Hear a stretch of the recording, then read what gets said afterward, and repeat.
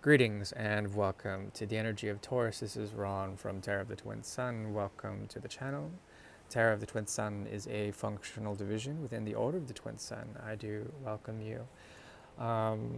So, yes, I said I wouldn't, but here I am doing the 9 card spread known as the Great Mirror for the Energy of Taurus. Thank you for tuning in, and please, hit the like, subscribe if you're new, and I am available for private readings if you would like. I am available. So we'll go ahead and get started with the 9 card spread known as the Great Mirror. The Great Mirror is a tool devised by the Order of the Twin Sun in order to see particularities when it comes to the finesse that exists between two separate individuals. Okay. With the energy of the second house, this has to do with the fist, what you can grab, what you can hold in terms of the power and the dignity and grace of Venus and her realities. Okay, this has to do with great desire, but also the stamina and duration to provide illumination on realities that become, in a way, the obstacle to spiritual transcendence. Okay. This talks about the mystery of the Hierophant, which in most religious cult practices have to do with the endowment of sacral energy in places of officiation, high powers within the cloth, say. Um, so it's a very fashionable way of approaching the spheres of the cosmic. Yes. Um, at any rate, we'll go ahead and begin with the 9 card spread, but before that, would like to advise you to use your discretion as we check into the content of this. The Great Mirror will go very deeply into the karmas that may exist between Taurus, the second house, and a significant other.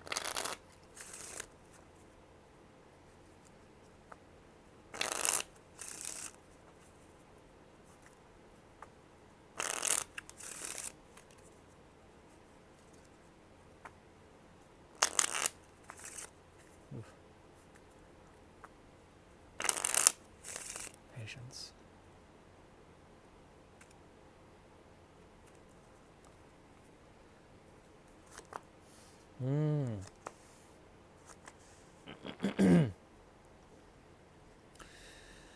So there is someone that wants to make things powerful in terms of realistic truths, things that can be sown. This talks about what can be planted into the earth, fertilization.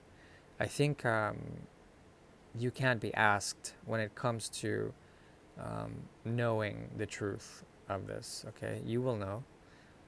You will know by action and by deed. There also is something about you that can be resembled through the energy of fertility, how there are certain thoughts that can be planted likewise, coming into a type of truth that the Queen of Swords wields in her hand. Okay, this comes from a great deal of rumination that has been going on since moon cycles have been going on, and there's something also about the elevation of the ground itself into the auspices of the 7th house, into the energy of Libra especially, and the triplicity of air. Now,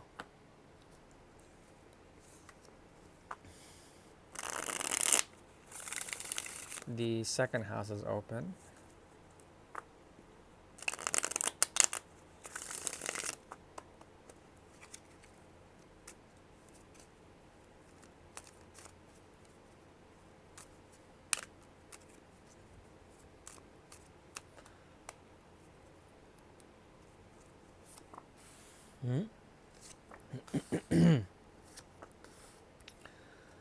Okay. Excuse me. Pardon. So, for the energy of Taurus, you are in your element. There's something about you that is very concerned, yet not concerned with most things around you. There's a stillness and a grace that links you directly to the auspices of of Venus, but also of the grounded energies of fertility.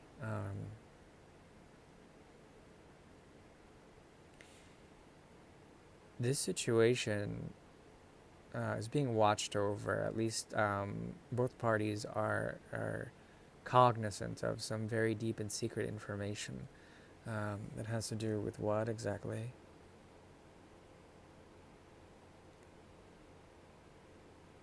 Okay, a knowing that despite appearances, that despite the trappings of the mind as well, despite the idea of or the feeling of tension within all of this, there is a deep and intense drive towards the reflections that both of you have when it comes to observing this from a distance and understanding it as a reflection of truth in a way.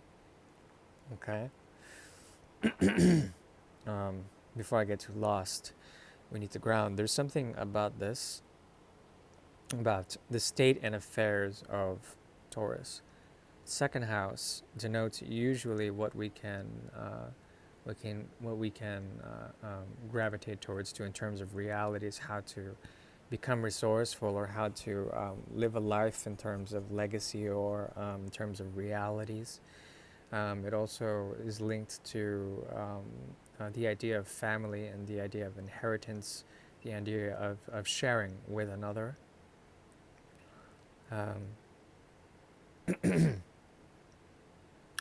But I think Taurus is quite significantly unaffected by most of everything that's going on around. There is a way of loosening the sphincter, loosening anything that would be too demanding. And there's a sort of flow that Taurus is going through right now that has to do with the passing of hands, the passing of resources, as if it were part of something of a global web or a global sort of community. And this is a good thing, universal even. So there's a sense of peace, and I like this. There also is a sense that you are on the right path, a path that is somewhat moving away from this energy, whomever this energy is. Okay.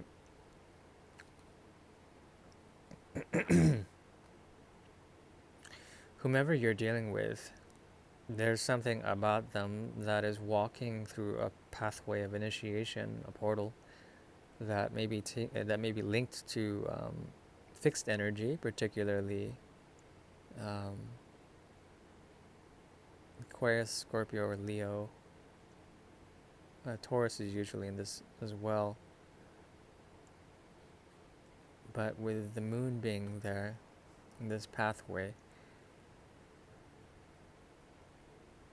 and the year 2021 as well, and then in reverse 21, reverse hanged man. Yes, and then 2 and the 1. There's something about them that is going through an immense shift that has to do with a movement towards Aquarius, movement towards also Pisces energy, the 12th house.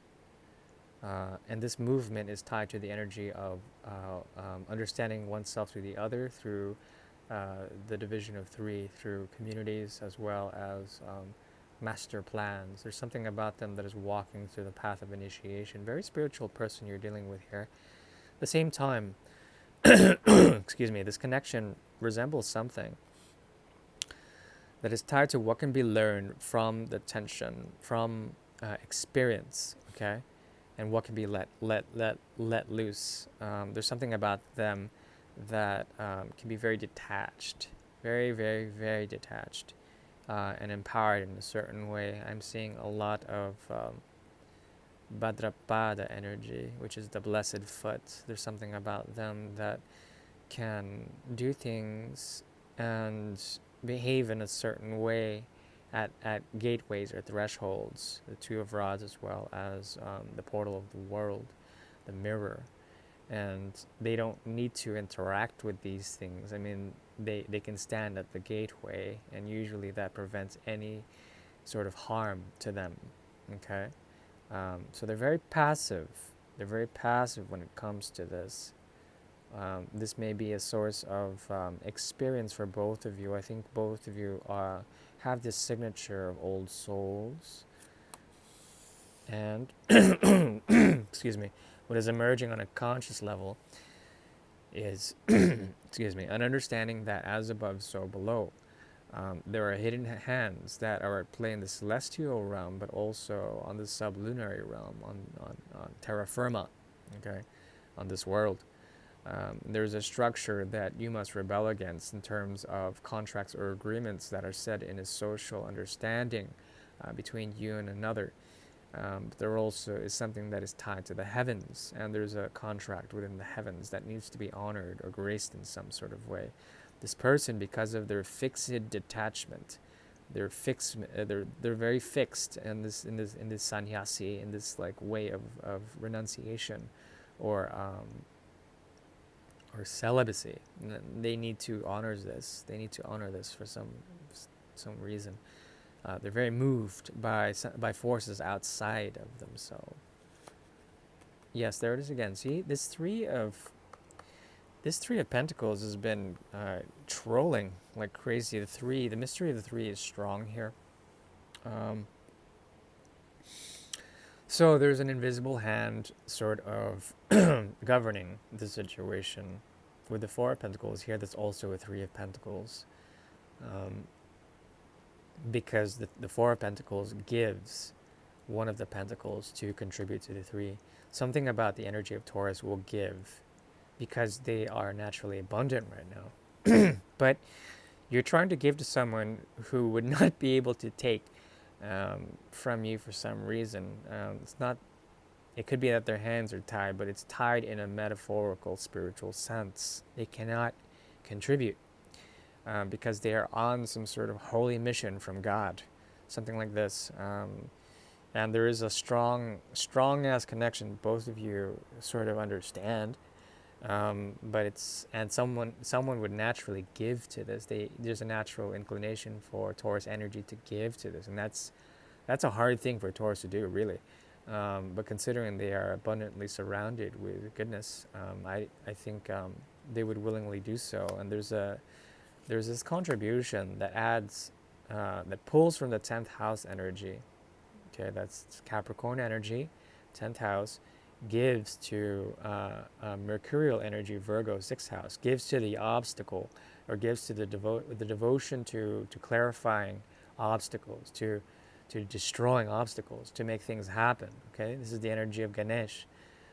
What arises out of this is the secret is the Ace of Pentacles that is mirrored above Mercurial sort of manipulation of above and below between the heavenly realm and the sublunary realm, the terra firma, and then there is this mutual Ace of Pentacle that comes out of it. I think it's very beautiful. What does it mean? I don't know. We can look into essentially the obstacles in order for us to glean some sort of meaning. There's a tension that needs to be expressed here, a tension that can be expressed through creativity, self-expression. Perhaps Taurus giving a laurel or giving a fuck. You know, not saying that you don't give a fuck, but just giving a fuck and actually giving what you naturally have already wouldn't be such a hard thing for you to do. On their end, there's something about them being way too peaceful and way too blissed out, or way too fixed on that portal, that they can potentially, also contribute something in terms of a laurel. There's a lot of laurel giving here. Laurel is basically something that is given to a victor, okay? But a victor is usually alone. A victor is one who has ascended to such a point that they become a leader, or they become an untouchable. Yes, they're alone. In a way, leaders are outcasts in that respect. So perhaps that's something that can be of use.